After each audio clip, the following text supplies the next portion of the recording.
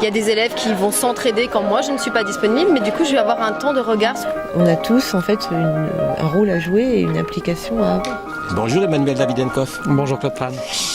Tu viens d'animer les débats de la 9e journée de refus de l'échec scolaire dont le thème est consacré au numérique contre les inégalités éducatives.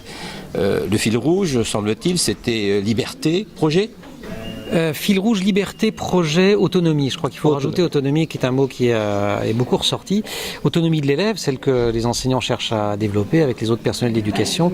Aussi autonomie des personnels d'éducation dans la construction, évidemment, de ce qu'ils font en cours, mais au-delà de leur progression pédagogique, de leurs outils, et nécessité d'une plus forte reconnaissance aussi de cette autonomie qui peut être extrêmement chronophage. Donc, il y avait tout ça. Moi, ce qui m'a le plus frappé aujourd'hui par rapport à, j'allais dire, l'état du débat il y a 2 ou 3 ans, c'est que on aborde de moins en moins la question du numérique en termes, j'allais dire, de croyance ou de totémisation, de pour ou contre le numérique. Oui, il résoudra tout, non, il ne résoudra rien. Je crois que le débat est en train d'arriver là où il se situe depuis le début, c'est-à-dire sur la question de la pédagogie et sur la question du projet de l'école. J'avais cité en introduction, j'avais retrouvé une citation qui date de 1950, publiée dans une revue, dans Scientific American, une revue de sciences aux États-Unis, par un professeur de Stanford qui réfléchissait aux usages possibles du numérique à l'école. Je crois qu'on ne devait pas dire numérique à l'époque, on devait dire ordinateur d'ailleurs, et qui disait attention, méfiez-vous, la réponse n'est pas dans la technologie, elle est dans la pédagogie. Voilà, rien n'a changé.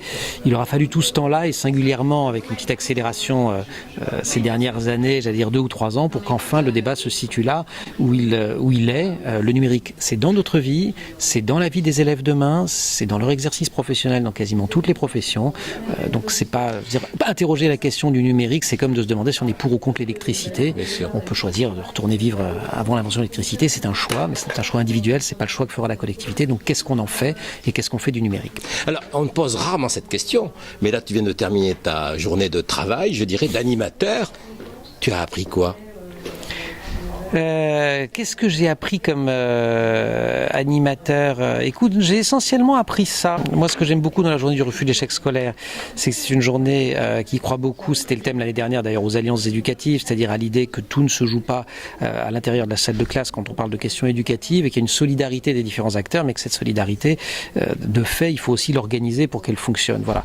Le numérique est une bonne façon aussi de réaborder cette question-là, mais voilà, la vraie question derrière tout ça, c'est c'est quelle société on veut, c'est quels moyens on est prêt à engager pour que la pédagogie mise en œuvre dans les établissements permette de construire cette société, et surtout comment on essaye de le faire tous ensemble. Et les profs?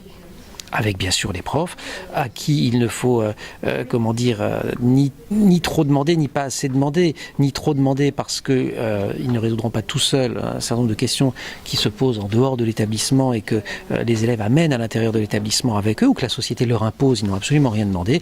Mais effectivement, il faut en même temps, par destination, et parce que c'est aussi le projet de la République, ils sont totalement au cœur des réponses, ils peuvent être tout à fait moteurs dans les réponses qui seront apportées. Merci beaucoup, Emmanuel. Merci Claude.